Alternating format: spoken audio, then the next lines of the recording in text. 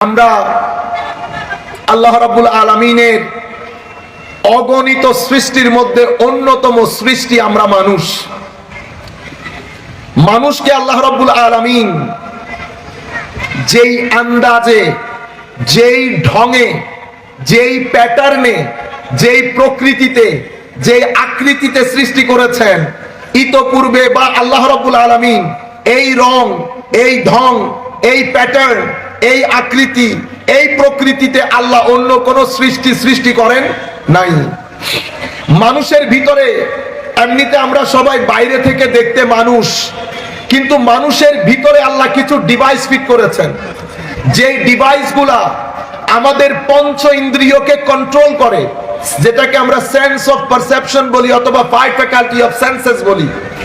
আমাদের যে sense of perception সেটাকে কন্ট্রোল করে ভিতর থেকে আমাদের মুখ দিয়ে সেন্টেন্স ডেলিভারি হয়, ব্রেইনের মধ্যে সেন্টেন্স তৈরি হয়, এখান থেকে ওই বাক্যের সাথে ঘৃণা বা মহব্বতের যুক্তি হয়, পুরা বিষয়টা কন্ট্রোল করে ভিতর থেকে।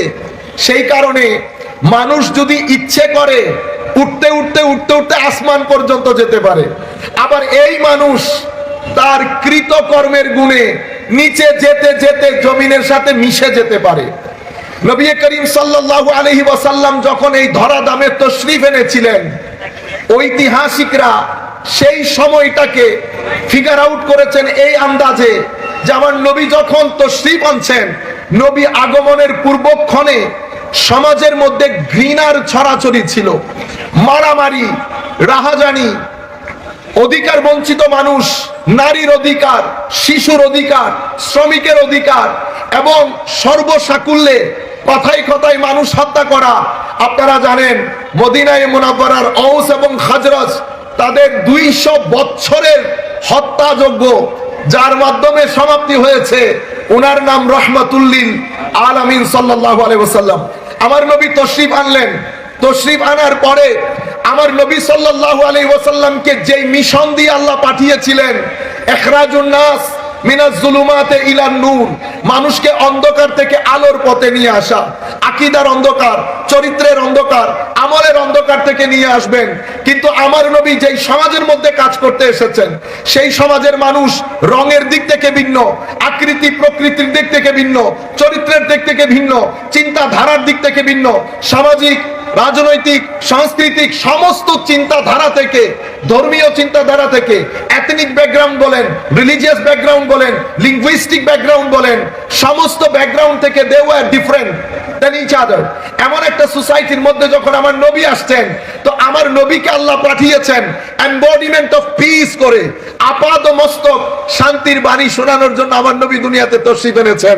আল্লাহ আমার নবীকে ফিগার আউট করেছেন, পুরো আপাদ মস্তককে হেডলাইন করেছেন, ওয়ামা আরসালনাকা ইল্লা রাহমাতাল লিল আলামিন। রাহমাতুল লিল আলামিন দুনিয়ার মধ্যে তশরিফ এনে মানুষকে দেখিয়েছেন চরিত্র কাকে বলে, বরদাস্ত কাকে বলে, সহনশীলতা কাকে বলে, নিরহংকার কাকে বলে, অধিকার কাকে বলে, ভদ্রতা কাকে বলে, বিনয় কাকে বলে, নম্রতা কাকে বলে।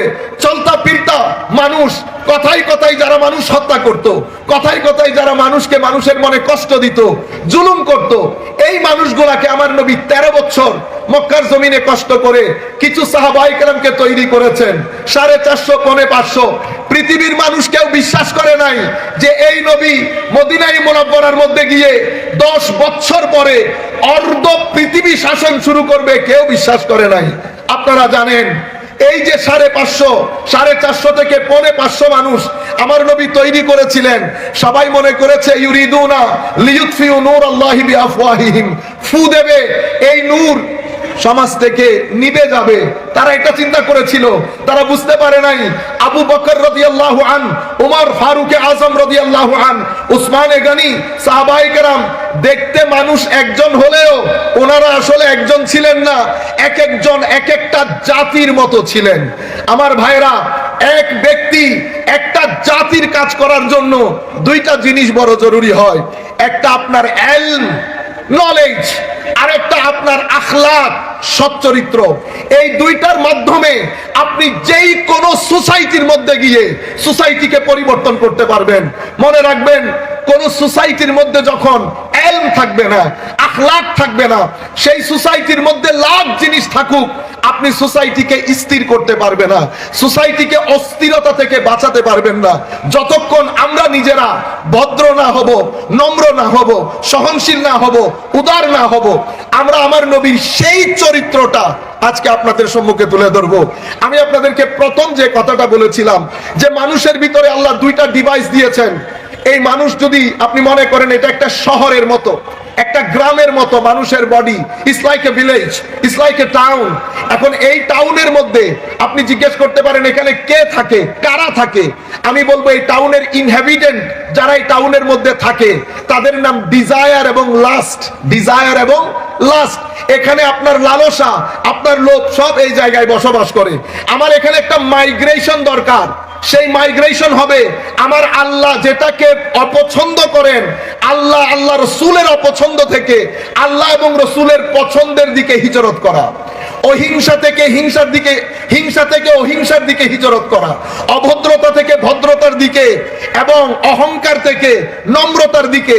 এই হিজরত যদি আমরা করতে না পারি তাহলে আমরা পরবর্তী পরীক্ষায়, কবরের পরীক্ষায়, আখিরাতের পরীক্ষা আমরা পাস করতে পারবো না। আমার নবী সেই কারণে বলেছেন, উম্মত তোমাদেরকে যদি আমি বলি মুহাজির কাকে বলে, what is the definition of migrant people, আমার নবী বলছেন আল মুহাজির মান হাজারা মা নাহাল্লাহু আনহু।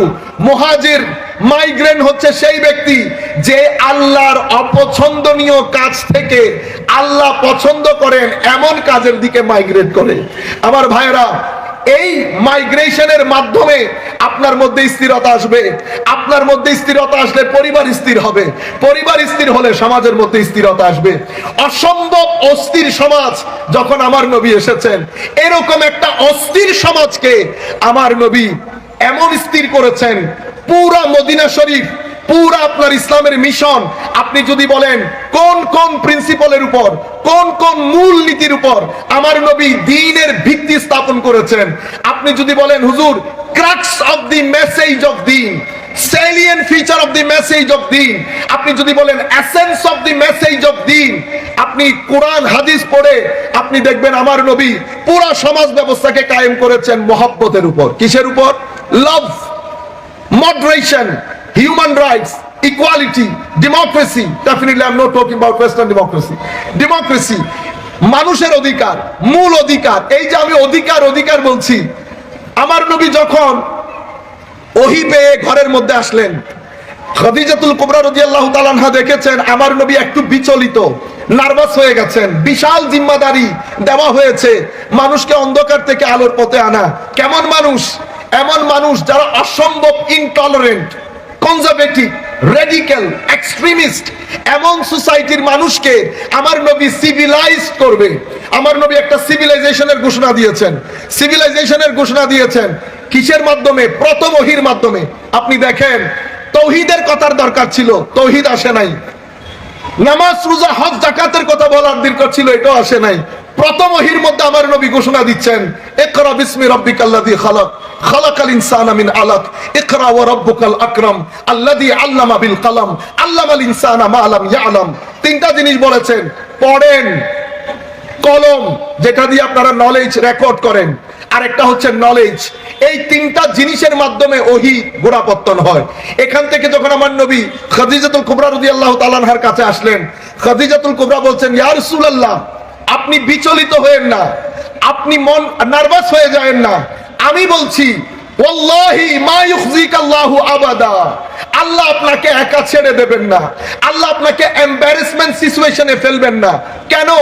কারণ আপনি আত্মীয়তার সম্পর্ক রক্ষা করেন, কারণ আপনি প্রতিবেশীর উপর অসম্ভব দয়াশীল এবং যত্নশীল, কারণ আপনি উপার্জন অক্ষম মানুষ, যাদের ফুড সিকিউরিটি নাই, যারা সমাজের ডেস্টিটিউট ক্লাস, ডেপ্রাইভড ক্লাস, তাদের জন্য আপনি নিজে অর্জন করে, নিজে আর্ন করে, টাকা ইনকাম করে তাদেরকে আপনি ফুড সার্ভ করেন, খাদ্য সরবরাহ করেন। আপনি সব সময় সত্যের পক্ষে আওয়াজ তুলেন। আপনি গরিব মেহনতি মানুষের কাঁধে হাত রাখেন। আপনি উইডো যারা, বিধবা যারা, তাদেরকে আপনি, তাদের প্রতি আপনি যত্নশীল, এতিমদের প্রতি আপনি যত্নশীল। আপনাকে আল্লাহ কখনো এম্বারেসমেন্ট সিচুয়েশনে ফেলবেন না। আপনি দেখেন আমার নবীর চরিত্রের কোন কোন দিক স্ত্রী হিসেবে খাদিজাতুল কুবরা রাদিয়াল্লাহু তাআলা আনহা তুলে ধরেছেন। এই প্রথম দিন থেকে মক্কা বিজয় পর্যন্ত আপনারা যদি দেখেন আমার নবীর চরিত্র ঘুরে ফিরে এটাই এসেছে।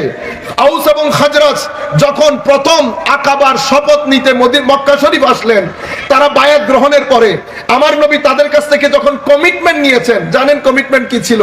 আল্লাহ ছাড়া কারো ইবাদত করব না, আমরা বেবিচারে লিপ্ত হব না, আমরা নিজেরা চুরি করব না, সমাজের মধ্যে কোনো সংকট তৈরি করব না, আমরা মানুষের অধিকার নষ্ট করব না।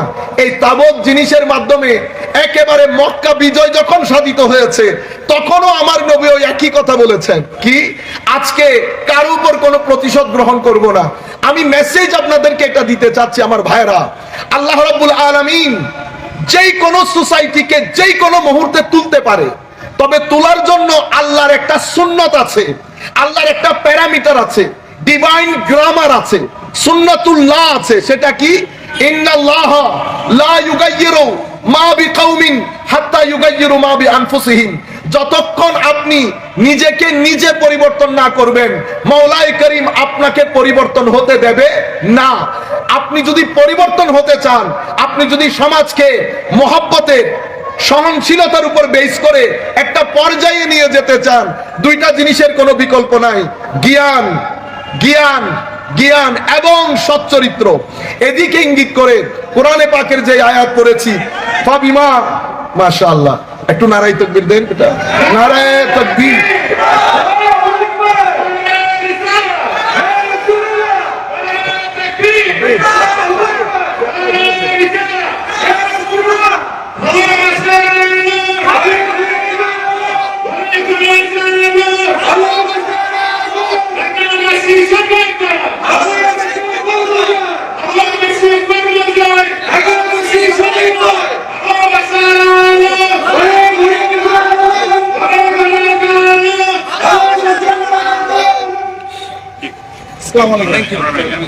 মাশাআল্লাহ, আমরা অন্তরের অন্তঃস্থল থেকে, আমার পক্ষ থেকে, সকলের পক্ষ থেকে আমরা আন্তরিক অভিনন্দন, মুবারকবাদ এবং শ্রদ্ধা জ্ঞাপন করছি আমাদের আজকের অনুষ্ঠানের মধ্যমণি প্রাণ, আমাদের সকলের সুপরিচিত আলহাজ সুফি মিজানুর রহমান সাহেবকে। মাওলাই করিমের দরবারে দোয়া করি, মাওলাই করিম ওনার হায়াতের মধ্যে যেন লক্ষ কোটি বরকত দান করেন, ওনার ছায়া আমাদের উপর তাদের জারি ও সারি রাখেন। সম্মানিত উপস্থিতি, যে আয়াত আমি আপনাদের সম্মুখে পড়েছি, আমি পুরো একটা ব্যাকগ্রাউন্ড আপনাদেরকে বলেছি। এখন এই ব্যাকগ্রাউন্ডের উপর আমরা কোরআন এবং হাদিসের কয়েকটা হাদিস, এই কোরআনের আয়াতের আলোকে আমি আমার মূল মেসেজটা দিয়ে বিদায় নেব ইনশাআল্লাহ। কোরআনে পাকের মধ্যে আল্লাহ বলছেন, দেখেন, ফাবিমা রাহমাতিম মিনাল্লাহি লিনতা লাহুম ওয়ালাউ কুনতা ফাজ্জান গালিজাল কলবি লানফাদ্দু মিন হাওলিক ফাআফু আনহুম ওয়াস্তাগফির লাহুম ওয়াশাওিরহুম ফিল আমর ফাইজা আযামতা ফাতাওয়াক্কাল আলাল্লাহ ইন্নাল্লাহা ইউহিব্বুল মুতাওয়াক্কিলিন। আমার আল্লাহ বলছেন, হাবিব, আল্লাহর দয়ায়, আল্লাহর রহমতে আপনি অসম্ভব নম্র, অসম্ভব নরম দিন। যদি আপনার মধ্যে এই নম্রতা না থাকতো, যদি আপনি নম্রতা বা নম্র বা নরম দিলের না হতেন, কর্কশ হতেন, হার্শ হতেন, কঠিন হৃদয়ের হতেন, মানুষ আপনার আশেপাশে আসতে পারতো না, সবাই দূরে সরে যেত।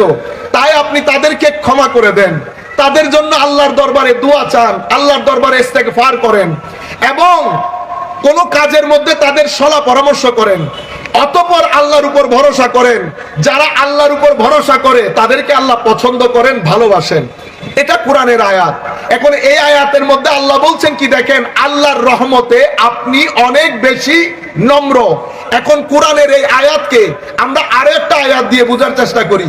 কোরআনের আরো একটা আয়াত আছে, আল্লাহ রাব্বুল আলামিন ইরশাদ করেছেন, ওয়ালা তাসতাবিল হাসানাতু ওয়ালাস সাইয়্যিআ ইদফা বিল্লাতি হিয়া আহসান ফাইযাল্লাযী বাইনাকা ওয়া বাইনাহু আদাওয়া কাআন্নাহু ওয়ালিয়্যুন হামীম। এই আয়াতের শেষ পর্যন্ত 4টা আর্টিকেল আছে।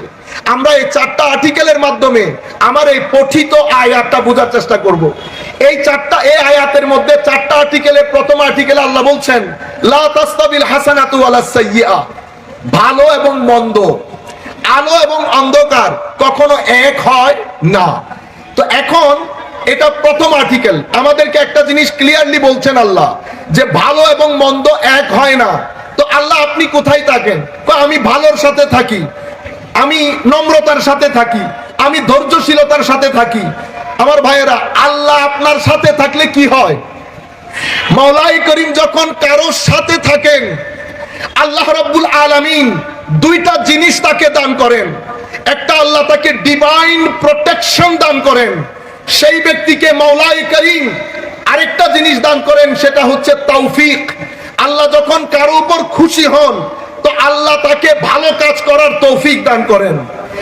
জান যেতে পারে, তার হাতের মধ্যে কখনো হারাম জিনিস আসবে না, সে নিতে চাইলে ঘুরে পড়ে যাবে, হারাম জিনিস তার হাতে আল্লাহ নিতে দেবেন না। এটা স্পেশাল ডিভাইন প্রোটেকশন যা আল্লাহ রাব্বুল আলামিন ওই ব্যক্তিকে দান করেন। এক সময় নামাজ পড়তে কষ্ট হতো, এক সময় ভদ্র হতে কষ্ট হতো, ধৈর্যশীলতার মধ্যে কষ্ট লাগতো। মাওলাই করিম যখন কারো উপর সন্তুষ্ট হয়, এই কঠিন জিনিসগুলো আর কঠিন থাকে না, আল্লাহ তাদের জন্য এই কাজগুলো সহজ করে দেন। একটা হচ্ছে তৌফিক ইলাহি, আরেকটা হচ্ছে ডিভাইন প্রোটেকশন। ডিভাইন প্রোটেকশনের আওতায় যখন কোনো ব্যক্তি চলে আসেন, আল্লাহ রাব্বুল আলামিন ঘুরিয়ে ফিরিয়ে তাকে গুনাহ থেকে বাঁচিয়ে রাখেন। আল্লাহ রাব্বুল আলামিন তাকে নষ্ট চিন্তা থেকে বাঁচিয়ে রাখেন।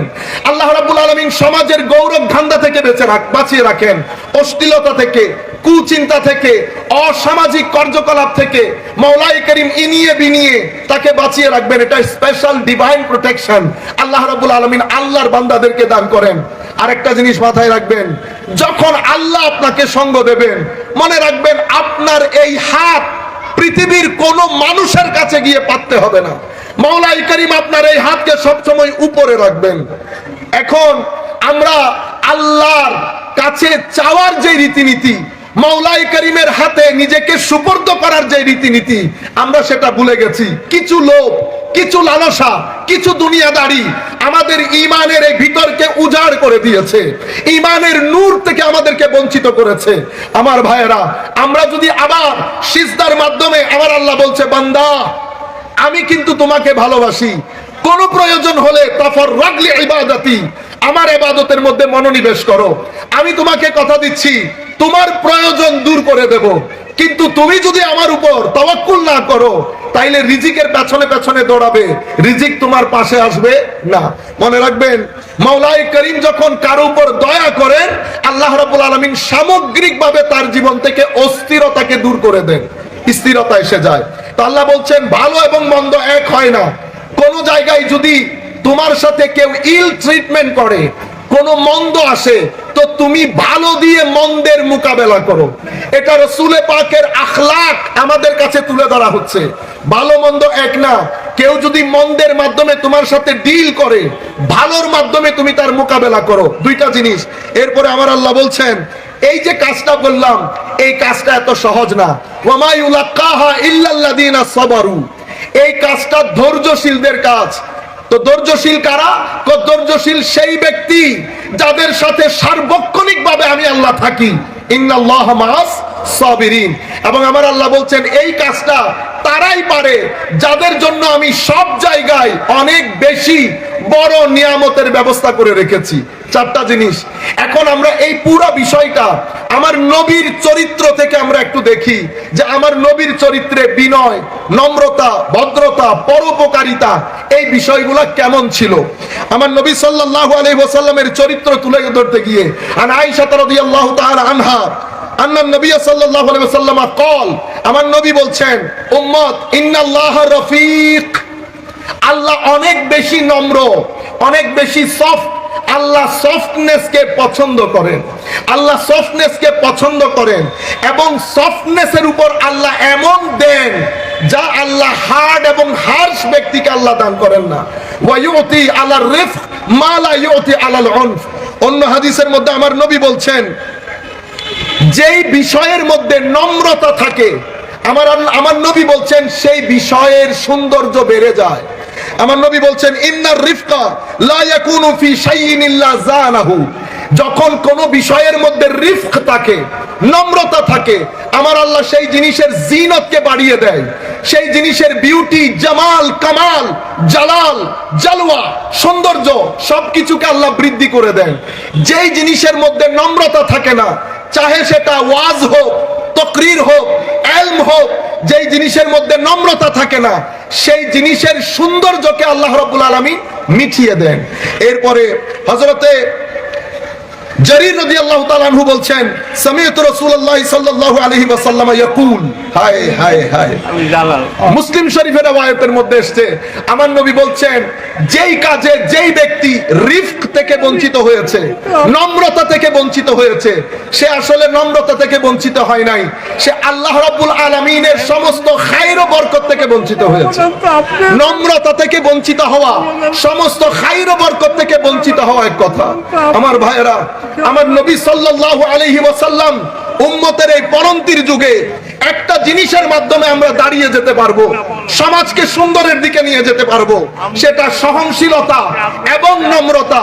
চরিত্র অনেক বিস্তৃত জিনিস, সচ্চরিত্র অনেক বিস্তৃত জিনিস, কিন্তু এই সচ্চরিত্রের মধ্যে তিনটা জিনিস এমন আছে, যেই তিনটা জিনিসের মাধ্যমে যেই কোনো অন্ধকারাচ্ছন্ন সমাজ মুহূর্তের মধ্যে আলোকিত হতে পারে।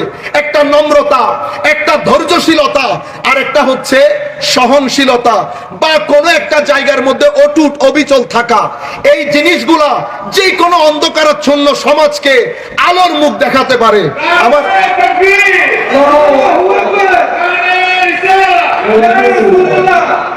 সম্মানিত উপস্থিতি, আমি একেবারে বক্তব্যের শেষ অংশে চলে এসেছি।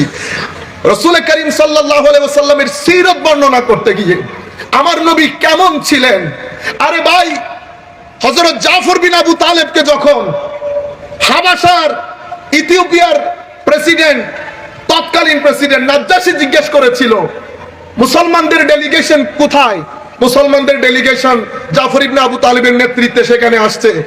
তোমরা যে নতুন ধর্মের কথা বলছো, একটু বলতে পারবা তোমাদের ধর্মটা আসলে কেমন?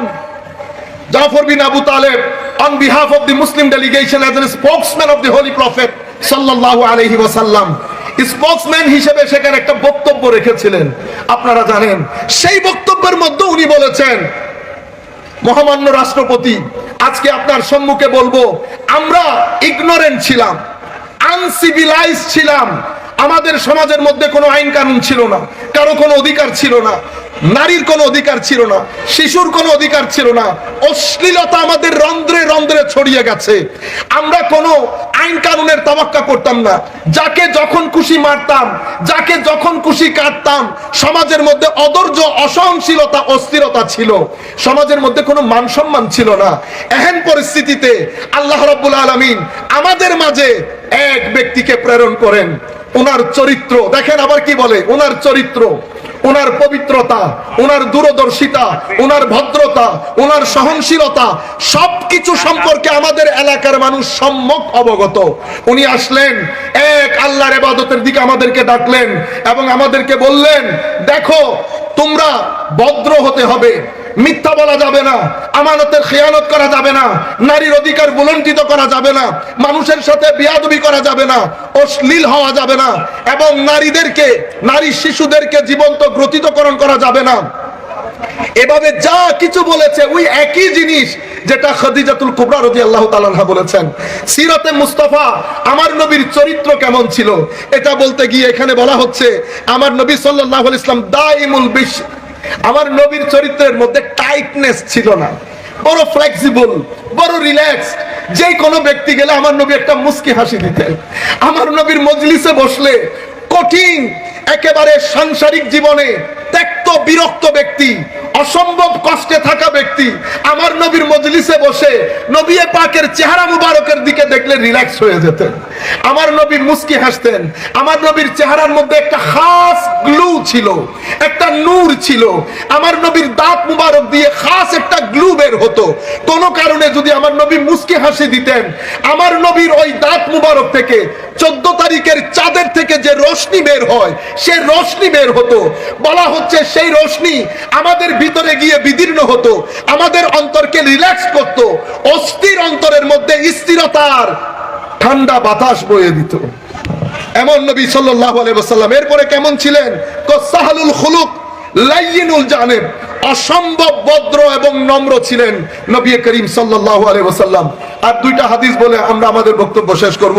সম্মানিত উপস্থিতি, হযরতে আবু শুরাই রাদিয়াল্লাহু আনহু সহিহ ইবনে হিব্বানের মধ্যে হাদিস এসেছে। হযরতে আবু শুরাই বলছেন, ইয়া রাসূলুল্লাহ সাল্লাল্লাহু আলাইহি ওয়াসাল্লাম, আমাকে কিছু একটা বলেন যেটা করলে ইয়া রাসূলুল্লাহ আমি জান্নাতি হব। জানেন আমার নবী কি বলেছেন? আমার নবী বলেছেন, তিবুল কালাম, তিবুল কালাম, সুন্দর কথা, পবিত্র কথা, ভালো কথা বলতে, ভালো কথা বলতে। এরপরে বলেছে বাজলুস সালাম, সমাজের মধ্যে শান্তির জন্য কাজ করতে। এরপরে বলেছে ইতআমুত তাআম, যাদের মধ্যে শর্টেজ আছে, ফাইনান্সিয়াল শর্টেজ আছে, খাদ্যের যোগান দিতে যাদের হিমশিম খেতে হয়, সমাজের সে অসহায় গরিব ডেস্টিটিউট ক্লাসের ফুড সিকিউরিটির জন্য কাজ করা, খাদ্যের যোগান দেওয়া, এই তিনটা জিনিস করলে আমার নবী বলেছেন তুমি জান্নাতে যেতে পারবা। আমার আখেরি হাদিস বলছি, হযরতে আবু যর গিফারি রাদিয়াল্লাহু আনহু, এটাই তিরমিজি শরীফের riwayat।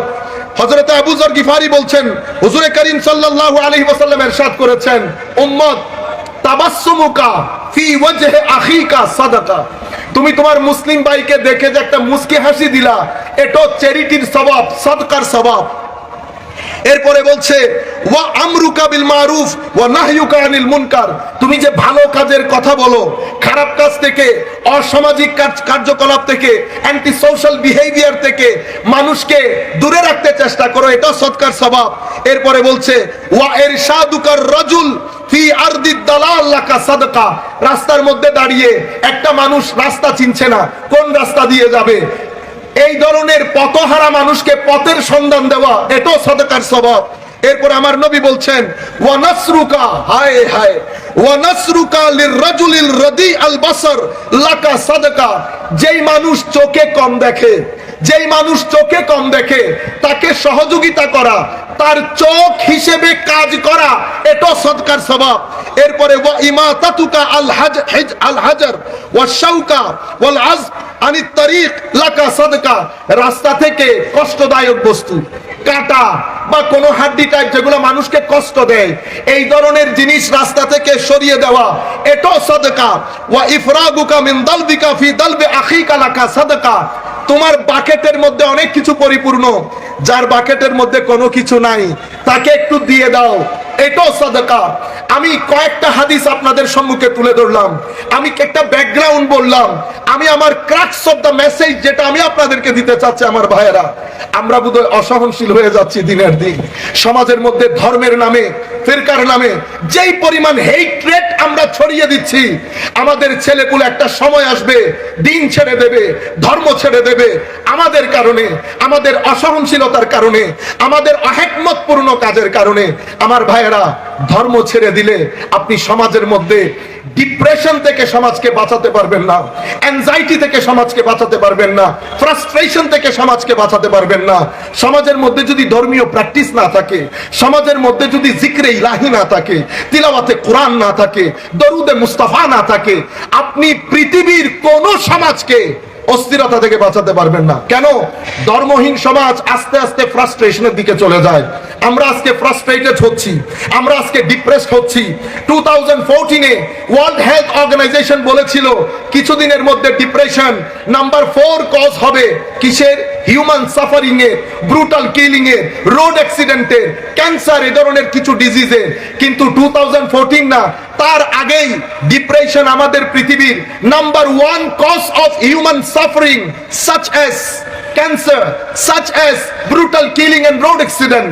আমাদের ছেলেরা এখন ডিপ্রেস হয়ে যাচ্ছে, এটা আমাদের জন্য বড় একটা কষ্টের কারণ। আমরা সমাজকে ডিপ্রেশনের মধ্যে ঢুকিয়ে দিতে পারবো না, আমাদের জিম্মাদারি। আসেন হাতে হাত মিলিয়ে আমরা যেই যার সাথে জড়িত থাকেন কোনো অসুবিধা নাই, কিন্তু কিছু জায়গায় তো আমরা একমত, রব্বুল আলামিন বাদে আমরা কারো ইবাদত করব না। আমার নবীর সাথে আমাদের সম্পর্ক দুইটা হবে, একটা আমার নবীকে জান প্রাণ দিয়ে মহব্বত করব, যেটা সাহাবায়ে কেরাম করেছেন।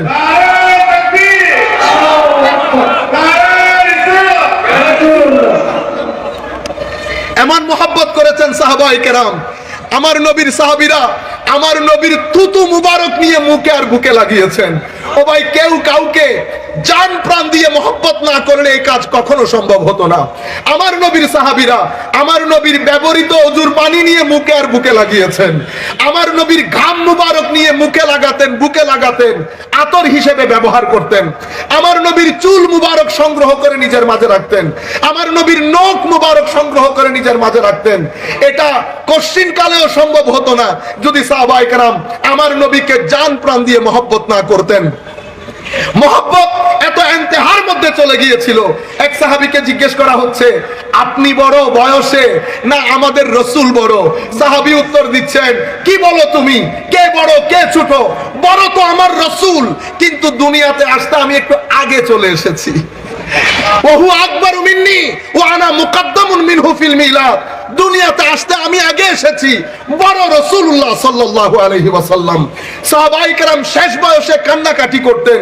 জিজ্ঞেস করা হচ্ছে, আপনারা রাসূলে পাকের সাথে ছিলেন, কেন কান্নাকাটি করছেন?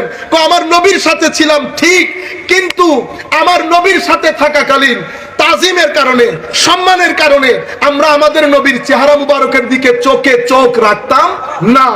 আমাদের ঈমানের মধ্যে যদি এই জজবায়ে মুহাব্বত, শৌকে মুহাব্বত না থাকে, তাইলে আমার নবীর পার্সোনালিটির সাথে আমাদের mental, sentimental, emotional attachment loose হয়ে যাবে, যেটা আমাদেরকে ফ্রাস্ট্রেশনের দিকে দিয়ে দেবে।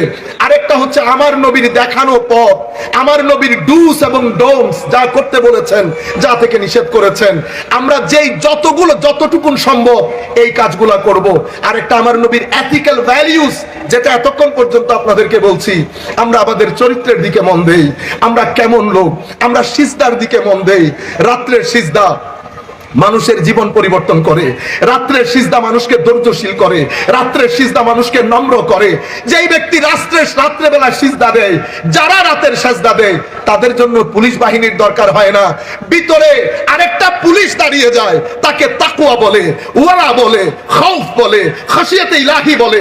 কারো ভিতরে যখন খৌফ এবং খাশিয়াতে রব্বানি আসে, ওই ব্যক্তির মধ্যে তখন মহব্বতে ইলাহি ঢেউ খেলে। যার ভিতরে মহব্বতে ইলাহি আসে, তার আল্লাহর নৈকট্য নসিব হয়। যখন কারো আল্লাহর নৈকট্য নসিব হয়, ওই ব্যক্তিকে আমার আল্লাহ পছন্দ করে নেন, ওই ব্যক্তিকে আমার আল্লাহ ভালোবাসেন। যাকে আমার আল্লাহ ভালোবাসেন, সমাজের মধ্যে সেই ব্যক্তি আলো বিতরণকারী হয়। আমরা দোয়া করি, আপনারা এতক্ষণ যারা বসে আমাদের আলোচনা শুনছেন, মাওলাই করিম আমাদের সকলকে আলোকিত মানুষ বানাক, সহনশীল বানাক, নম্র বানাক। আগামীর বাংলাদেশ যেন পৃথিবীর জন্য রোল মডেল হয়। আমরা